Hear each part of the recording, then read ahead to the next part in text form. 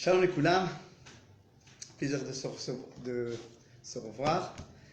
Shiva Etzraïm, Natania, content d'appartenir au banc du Beth Midrash, Bezrat Hashem Yitbarach, en espérant une bonne santé à tout le monde, avec l'aide de Dieu, en espérant qu'on marche vers la Géoula Shlema, Bimira Be'amenu Amen. Aujourd'hui, idée halakha. On va commencer par la halakha. La question que j'ai posée il y a longtemps à notre maître, le Rav Mordechai Eliyahu, je lis tout de suite du livre et j'explique. האם אפשרי לערוך חופה בלא רבנות רשמית על מנת לא להפסיד זכויות כגון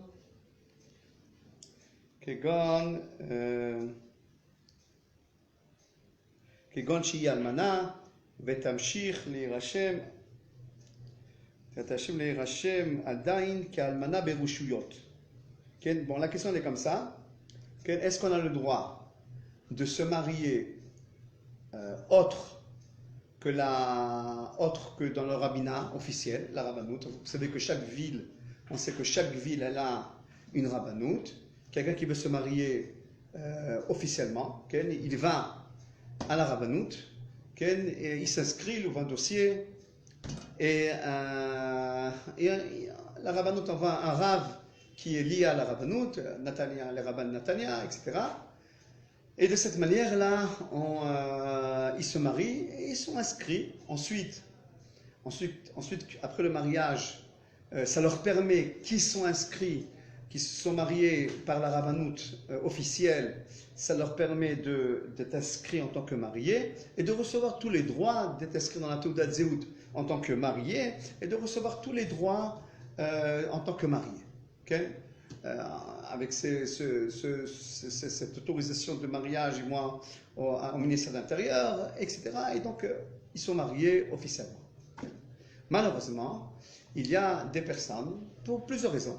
Okay? Par exemple, une femme veuve, que tu consoles tout l'âme Israël, qu'elle a des droits. Il y avait des droits, par exemple, de son mari, qui était à l'armée, elle a reçu de l'argent, elle recevait de l'argent de l'armée, de l'État. Elle ne veut pas perdre ses droits. Donc elle va se marier d'une manière au noir, ce qu'on appelle, avec un rabbin privé. On va prendre un rabbin, on va prendre deux témoins, on va faire une petite séouda. Elle est inscrite nulle part. Et de cette manière, au moins elle ne vit pas avec ce monsieur-là, le nouveau mari, d'une manière interdite, parce qu'on n'a pas le droit de vivre avec quelqu'un sans mariage. Elle est mariée, elle ira au mikvé, elle fera tout ce qu'il faut, mais elle n'est pas inscrite dans le rabbinat officiel. Ou bien des fois, il y a des couples qui veulent vite se marier, etc., afin de vivre ensemble. Et disent, on va se marier au noir, on va prendre un rabbin privé qui va accepter, on va lui donner une somme d'argent, etc., il va nous marier. Et ensuite, on fera la séouda, ensuite on fera la salle, etc. On a compris le problème. C'est surtout ces deux problèmes-là, de ne pas vivre dans le péché non marié ou de ne pas perdre les droits qui risquent de toucher, qui risquent d'amener la personne à se marier d'une manière privée et pas d'une manière officielle. Est-ce qu'on a le droit de faire cela? Okay? Alors je vous lis la réponse catégorique du Rav et après je l'explique avec l'aide de Dieu. Issou mukhlat, l'interdiction qui est claire. Une interdiction claire. Rag derech harabanout mutar.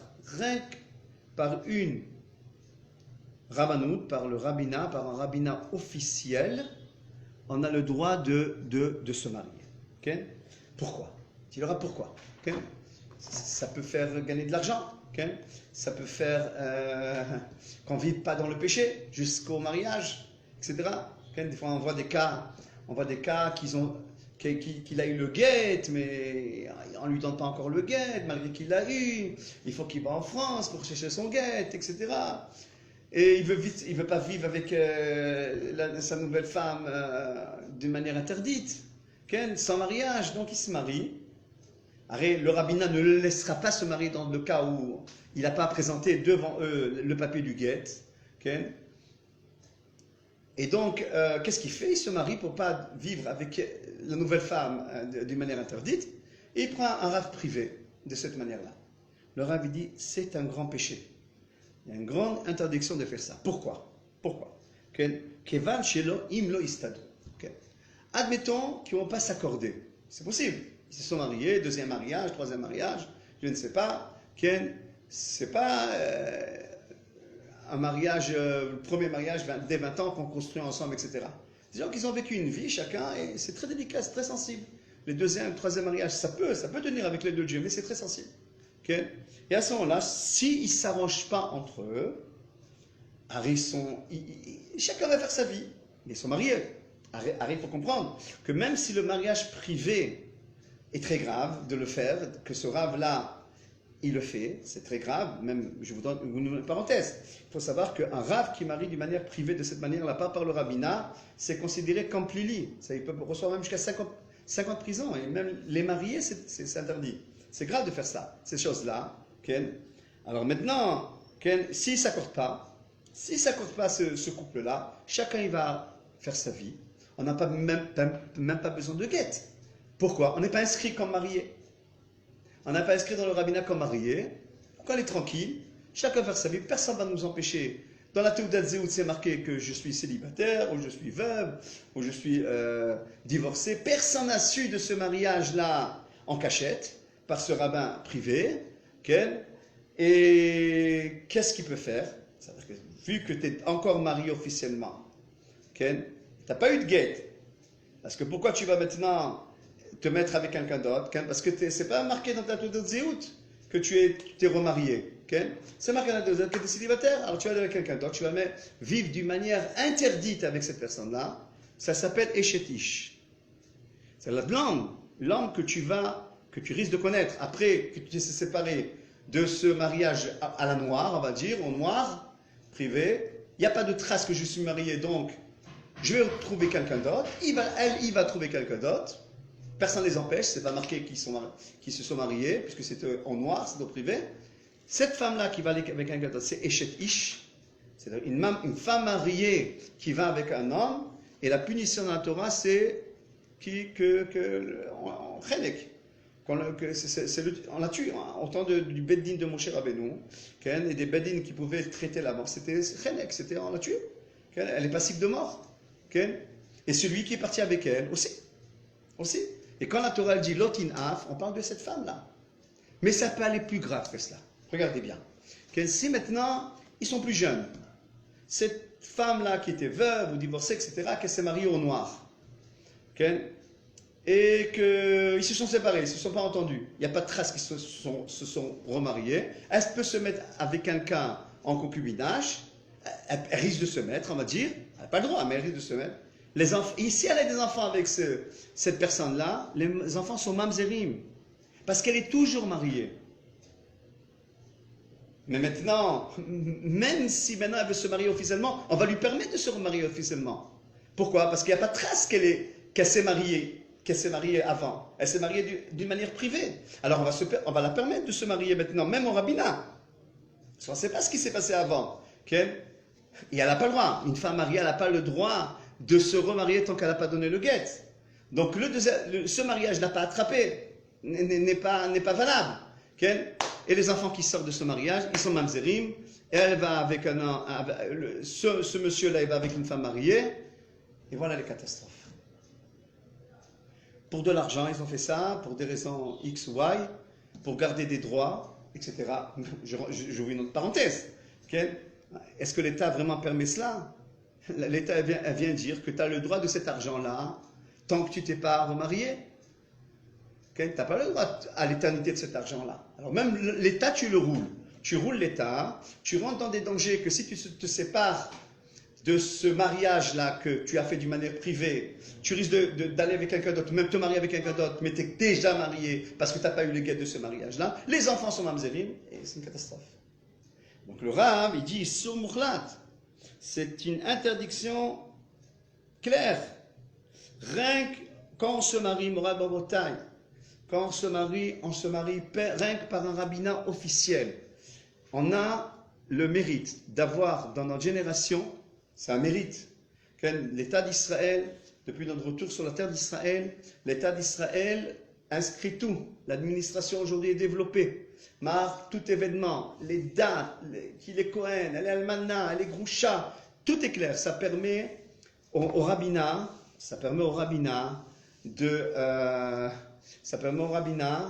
de suivre la personne. Mais quand on ne peut pas la suivre parce qu'il n'y a pas de trace de cela, ça amène aux catastrophes que je veux dire.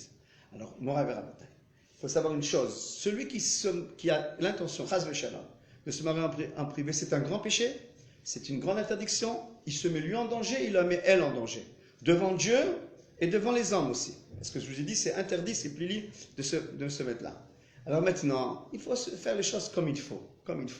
Okay? Tu veux te remarier, okay? Alors tu vas perdre un peu d'argent. Alors, tu vas perdre un peu d'argent. Si tu te maries, c'est pour construire avec le nouveau mari. Okay?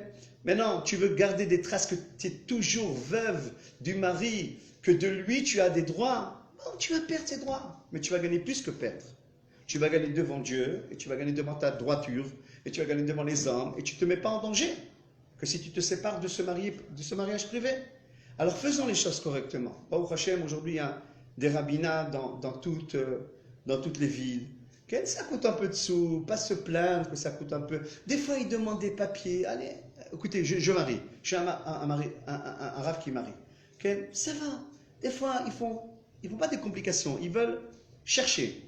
Si vraiment il est Cohen, si vraiment il est célibataire, elle est célibataire, ça prend un peu de temps. Alors, si ça prend un peu de temps, on jette tout, on dit, allez, on prend un rab privé, on va lui donner une somme. Une fois, j'étais invité à un mariage comme ça. Okay? Après, je l'ai su que c'était vraiment un mariage tordu de cette manière-là. Et quand j'ai compris dans le mariage que c'était un mariage comme ça, ils m'ont dit, viens être témoin. Je dis, moi, je ne suis pas témoin dans un mariage comme ça. Je ne suis pas témoin. C'est un rave qui a fait cela. Ce n'est pas moi qui m'a marié. C'est un rave qui a fait cela. Moi, je dis, moi, je ne suis pas témoin dans un mariage comme ça. La seule chose que je dois faire, c'est de partir maintenant. Et de ne pas être associé en aucun cas à un mariage privé. Alors, quand vous voyez des rabbins qui font des mariages privés, okay, et après, ils ne suivent pas ces mêmes rabbins. Ils n'inscrivent pas ces mêmes rabbins. Ce n'est pas des inscriptions officielles. Okay? Ils n'ont même pas le droit de faire ces choses-là. Alors, mais c'est quoi la compréhension d'une personne? C'est que maintenant c'est bien pour nous, maintenant on s'aime, maintenant on veut rester avec une femme, et avec un homme, etc. Mais on ne voit pas quand ça peut se projeter. Qu'est-ce qui peut se projeter? Beaucoup d'histoires se sont passées comme ça, ils se sont séparés, il n'y a pas de trace de ce mariage-là. Et les catastrophes arrivent comme je l'ai expliqué. Alors soyons clairs, si on a fait cela, il faut réparer, il faut aller nous s'inscrire, se remarier, il faut leur dire le problème. Je me suis marié d'une manière cachée, okay, à la noire. Comment je répare cela? Aller devant le Beddin, la Rabbanon, dire comment on répare cela, de quelle manière je refais un mariage, ou de quelle manière, etc. Okay? Et quelqu'un qui a l'intention de faire cela, qui ne fait pas ça, ça prend du temps peut-être, un peu plus, okay? C'est un peu de sous pour s'inscrire, etc. Mais on investit bien comme il faut, on est tranquille pendant tout au long de la vie. Et si vraiment tu as des intentions de se marier, et peut-être je vais la laisser, alors j'officialise pas les choses, alors dis, c'est un mariage qui est dès le départ tordu, alors on ne se marie pas quand dès le départ on a l'intention de divorcer, de la quitter, etc. Mais tu vas la quitter avec des traces de mariage, et elle n'est pas inscrite en tant que mariée. Okay? Aujourd'hui, Baruch Hashem, toute entreprise que vous voulez faire dans la vie, que ce soit se marier, que ce soit se convertir, toute chose, ce soit un guet, que nous en préserve, mais un guet, etc., il y a des rabbinats officiels dans toutes les villes, passés que par le rabbinat. Et si vous voyez des minus dans ce rabbinat, je ne sais pas, il s'adresse pas très, je ne sais pas quoi, le minus, il est plus petit par rapport au plus. C'est ça la vie. Toute la vie, elle est comme ça. Toujours, je teste qu'est-ce qui est plus minus et qu'est-ce qui est plus. Et la vie est comme ça. Il y a toujours des minus dans quelque chose, etc. Ici, le minus qu'il peut avoir dans un rabbinat, il t'accueille mal, va chercher ce papier, on t'a dit. Et ça coûte un peu de sous, etc. Mais le plus, c'est quoi? Toute la vie, je suis tranquille. Je suis inscrit d'une manière officielle. Il y a des traces à mon mariage. L'autre côté, c'est quoi? C'est quoi le plus? Ben, je vais rouler l'État, puisque je vais continuer à recevoir les subventions. Okay? Est-ce que c'est un plus? Je ne crois pas. Okay? Et ça va être vite fait, personne ne le sait, etc. etc. C'est quoi le minus? Echetish, mamzer, les enfants peuvent de mamzer. Et j'oublie. Et tu n'étais pas inscrit en tant que marié, même des droits tu vas perdre plus tard parce que tu n'es pas marié, etc., etc. Alors, Baruch Hashem, qu'on s'organise comme il faut avec les deux Dieu, et Dieu il aide tout le monde, ceux qui vont dans le chemin de la Torah. Je rajoute quelque chose, même les jeunes filles qui vont mikveh chasveh shalom avant le mariage, okay? Ou bien des veuves ou des femmes divorcées, c'est aussi interdit. Il faut faire les choses d'une manière claire. Ce dernier sujet, peut-être il a développé, mais pour la halakha, j'en finis pour aujourd'hui. Okay. L'idée. Si j'avais un musicien, on aurait chanté entre l'idée et la halakha. On a un projet comme ça, une guitare comme ça, on chante et on détend l'atmosphère. Ok, alors le sujet que je voulais développer avec l'aide de Dieu, c'est un sujet qui touche tout le monde, s'évader de la civilisation moderne et de ses folies. Alors, comment je suis arrivé à développer un Chodesh Tov à tous ceux qui nous écoutent, Bezrat Hashem. Comment je suis arrivé à toutes ces idées-là, ce sujet-là. Alors j'ai vu un magazine qui s'appelle Zman, Kadour. Et là-bas, un magazine qui fait toutes sortes d'articles sur des sujets que pas tout le monde traite. Et là, il parle d'un rêve que une personne peut avoir dans sa vie, de s'évader dans une île. Ça y est, j'en peux plus. Je suis dépassé. Des événements Corona, la politique, tout le monde se dispute, la société, il y a une tension, les enfants cloquent. Qu'est-ce qu'ils rêvent? La seule chose qu'ils rêvent, c'est de s'évader. Dans une île, perdue, et on le laisse tranquille. Okay? Alors, j'ai vu un article de gens non juifs, okay, qui dit que vraiment, ça se fait, une minorité bien entendu, mais il y a une minorité qui s'évade de se sauver tout le monde. Okay. Alors c'est un article pour l'instant qui s'adresse à un comportement de goïm dans leur pays, en France, etc. Okay. Et à ce moment-là, il dit qu'ils s'évadent pour une semaine, pour un mois, pour un an, dans des îles. Okay. Et la raison qui, j'ai souligné les raisons de cette évasion-là. Par exemple, des gens riches, des gens qui ont des moyens. Il dit comme ça, la vie est ennuyeuse. On ne parle que d'argent, on parle que de plaisir. Tout est la même chose. La vie, elle passe. Il n'y a pas de défi. Ve'ani zakouk le'edgar, il dit. Mais moi, j'ai besoin de défis qui me donnera satisfaction dans ma vie. Et parmi les hommes, parmi la civilisation moderne, cette folie-là que tout le monde court après tellement de choses vides, c'est un gars qui parle. C'est un monsieur qui s'appelle Ayan Argos Satyorest. Bon, c'est pas un Tunisien. Okay? Et donc, il se sauve. Okay? Un autre, que lui, ça, il a besoin, il dit, la vie dans ce monde, elle est folle. Où je rentre, je vais dans un restaurant, qu'est-ce que je vois? Des gens qui prennent en photo ce qu'ils mangent. Et ils envoient à tout le monde. Donc, plus personne a de personnalité en soi-même. On veut prouver quelque chose aux autres pour prouver qu'on est quelque chose. Okay? Généralement, les gens qui veulent prouver qu'ils sont quelque chose, en faisant toujours de ça, parce qu'ils se sentent pas grand-chose, il faut qu'ils fassent des choses. Alors maintenant, les gens, ils prennent des photos de ce qu'ils mangent et ils envoient à tout le groupe. Ils prennent une photo avec leur dame au bord de la plage avec le coucher de soleil. Regardez, moi je suis à côté du coucher de soleil, etc.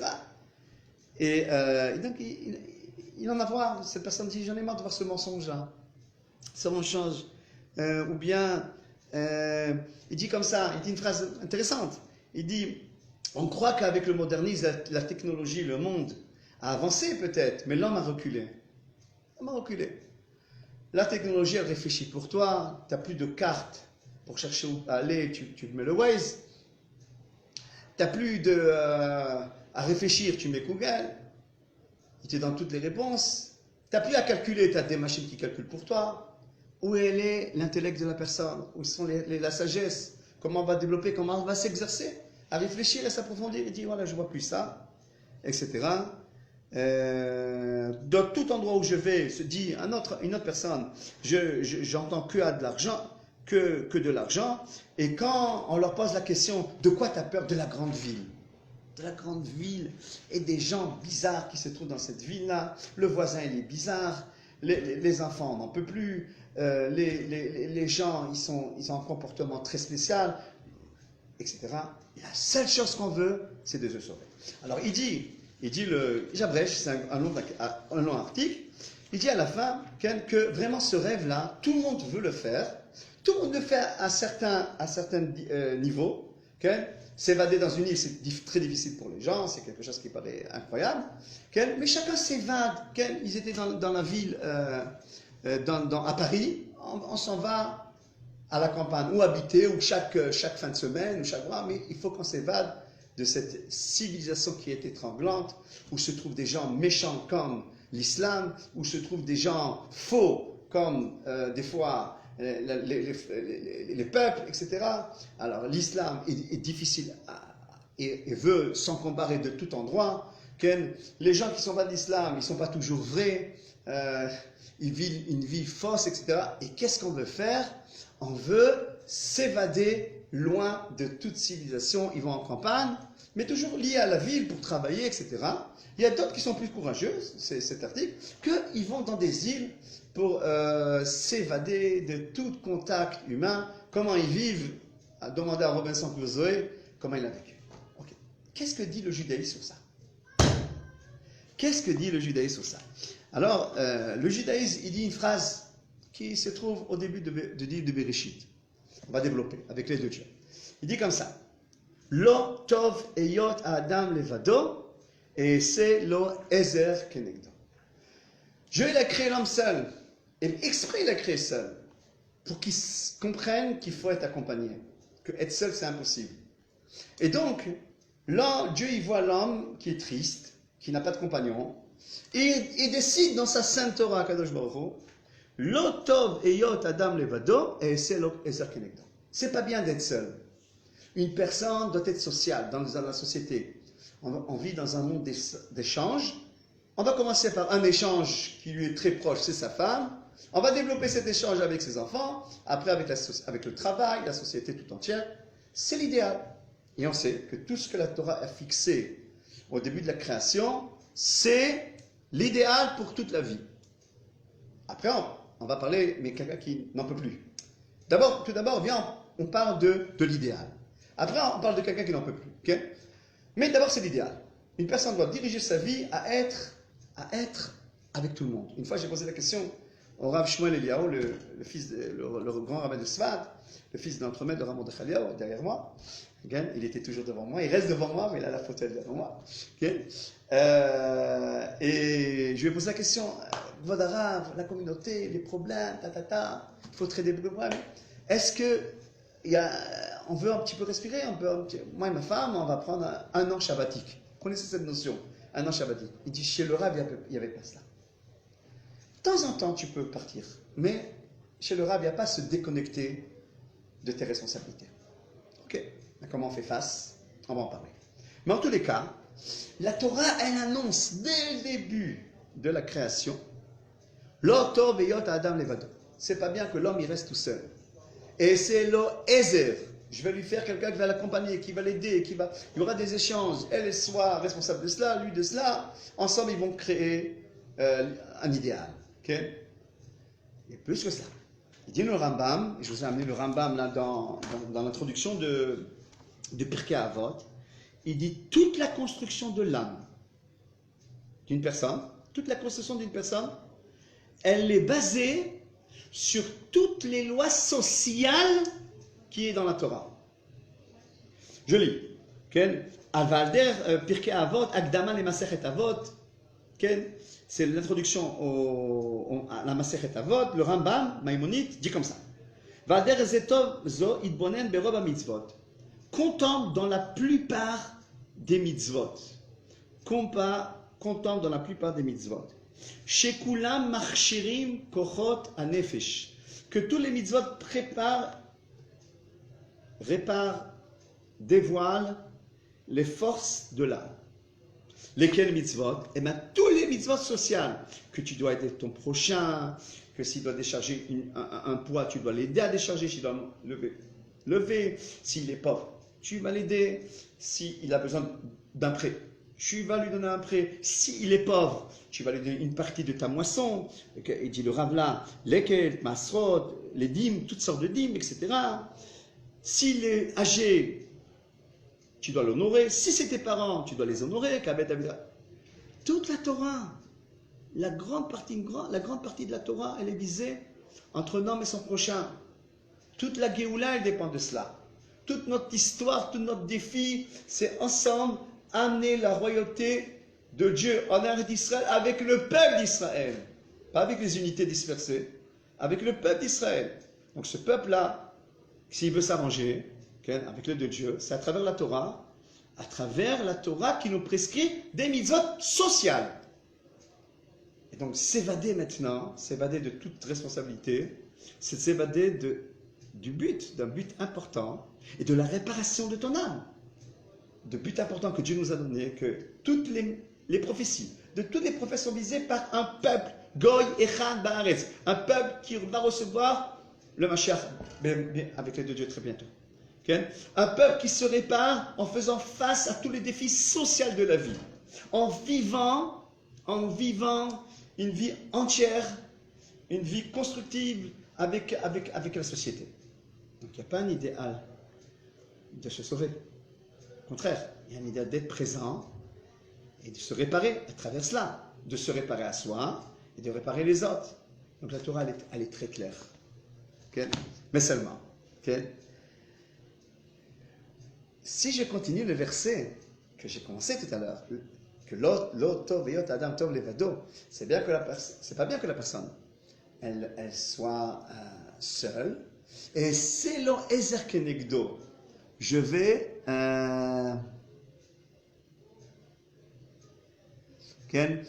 lui faire une aide. Mais regardez ce que dit Rashi. Ezer Kenegdo.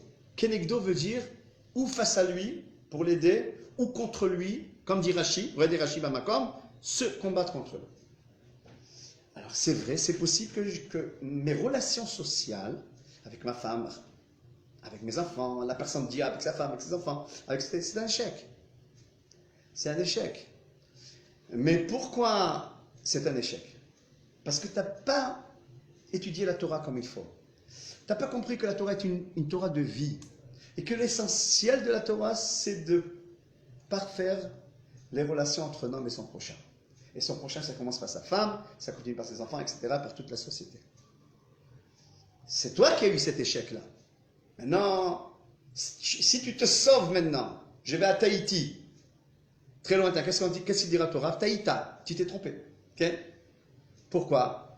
Parce que d'un échec, on ne se sauve pas. D'une épreuve, on ne s'échappe pas. Parce que l'échec reste un échec, même si on se sort très très loin. Parce que l'épreuve que tu n'as pas maintenant, fais face d'elle, elle reste une épreuve. Ta vie, elle reste la même. Les problèmes financiers sont les mêmes. Tu t'es sauvé des banques et les banques, ils vont te poursuivre toujours. Tu t'es sauvé d'aider tes enfants et dans leurs épreuves, il reste le problème. Alors de se sauver de l'échec pour être tranquille à Tahiti, à Honolulu, à Miami, et de te sauver de tout, c'est un échec qui ne donne pas la solution à l'échec, qui la complique l'échec. Parce que tant que tu n'as pas traité le problème.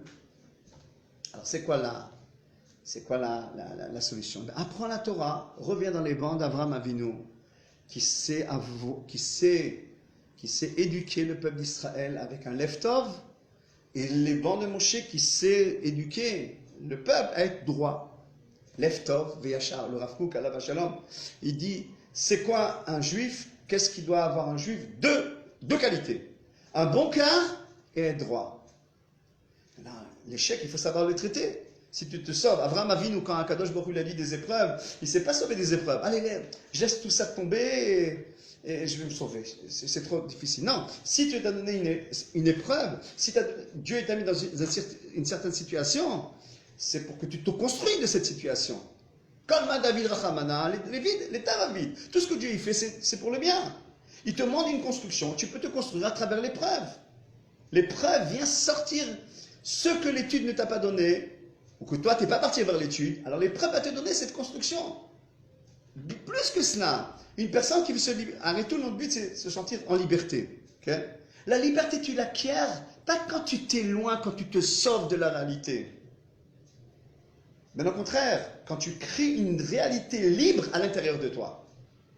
Il y avait, si je ne me trompe pas, cette histoire avec l'Admour Azaken et la personne qui le gardait dans la prison. Et l'Admour Azaken, il lui dit, le gardien lui dit, tu es en prison et moi je suis libre. Il dit le contraire. Toi, tu es en prison, moi je suis libre.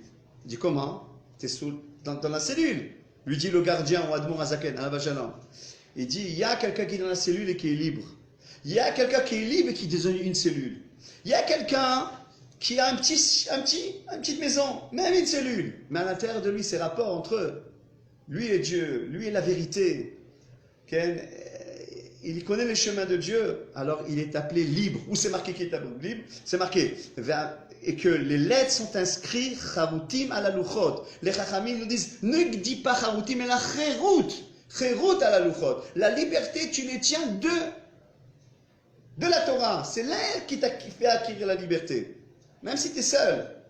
Mais toi, tu vis dans un monde de guerre, de jalousie, de concurrence, tu t'attaques les autres, tu crées une prison.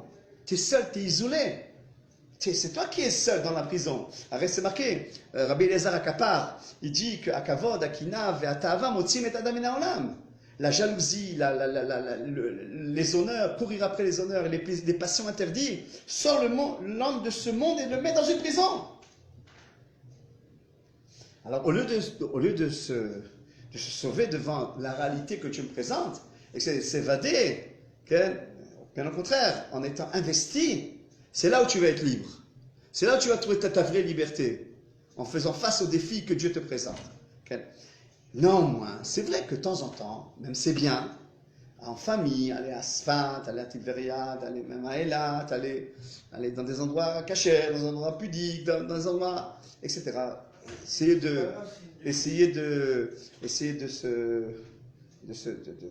Tu peux changer les idées, faire un examen de conscience, ce qu'on appelle l'idbo des doutes, selon Rabbi Nachman, ou l'idbo les noutes, selon le Ramchal, les deux sont vrais. L'idbo des doutes, parler à Dieu, etc. Être au bord de la mer, aller en famille dans un projet. Au contraire, c'est bien des petits projets comme ça, de sortir, de s'évader, etc., d'être ensemble. Mais s'évader pour prendre des forces et revenir fort pour être associé au Ham Israël. On ne laisse pas l'Ham Israël, on ne laisse pas les enfants d'Israël. Et là, bien entendu, c'est un appel à tous nos frères du monde entier. Les frères qui sont en Eretz Israël, ils sont au devant du combat, de tous les combats. Toute notre but ici, c'est d'amener la Géoula, c'est de construire le Beth Amikdash. Tout l'avenir du monde entier, et d'Israël, bien entendu, dépend de la réussite en Eretz Israël, à Yerushalayim, à être associé à ce qui se passe ici, à la vie ici. Alors c'est vrai, il y a des choses qui sont compliquées. Mais Dieu nous a donné les forces. Avraham Avinu, en faisant les 10 épreuves, nous a donné la force de faire face à toutes les 10 épreuves que chacun d'entre nous, que que chacun d'entre nous, il est obligé de faire. Il est obligé de se dévoiler en lui ses épreuves. Alors ne nous évadons pas. De temps en temps, des petites évasions, de temps en temps, de prendre des forces. Mais le but, c'est d'être avec nos frères, ne pas laisser tomber nos frères. Et si vraiment la ville est difficile, et les bâtiments à côté de l'autre, et les voitures qui passent, et tout le monde crie, etc., ben, il y a des chouvim en Eretz Israël, en Judée-Samarie. Je vous invite en Judée-Samarie, nos frères qui gardent ces endroits-là, que Dieu les bénisse à toute l'âme Israël. Il y a des cas, il y a 10 maisons, 20 maisons, et que Bezrat Hashem Yitbarach, dans ces 10 maisons, on peut vivre bien, plus quand il y a les fleurs, mais tu fais partie de l'histoire d'Am Israël. Quand tu étais en route Saaret, tu étais devant l'écran en train de regarder l'histoire. Maintenant, c'est toi l'histoire. C'est toi qui amènes la Géoula. Avec tes frères, sans de te connecter des frères, est associé à tes frères. Et toute la Torah, si c'est en galoute, en exil, avant qu'on retourne maintenant, c'était peut-être quelque part vrai d'être à l'extérieur, de s'extérioriser, de se cacher, d'être dans des maisons, peut-être c'était vrai quelque part. Encore, il y avait encore des communautés qu'il faut se couper de la monnaie. Mais c'est plus vrai aujourd'hui. Aujourd'hui, la consigne, c'est de rentrer en Eretz Israël et d'aider ses frères qui se trouvent là, à l'approche de la Géoula, des Hashem, qu'elle se dévoile. Amen. Shalom, Lekola.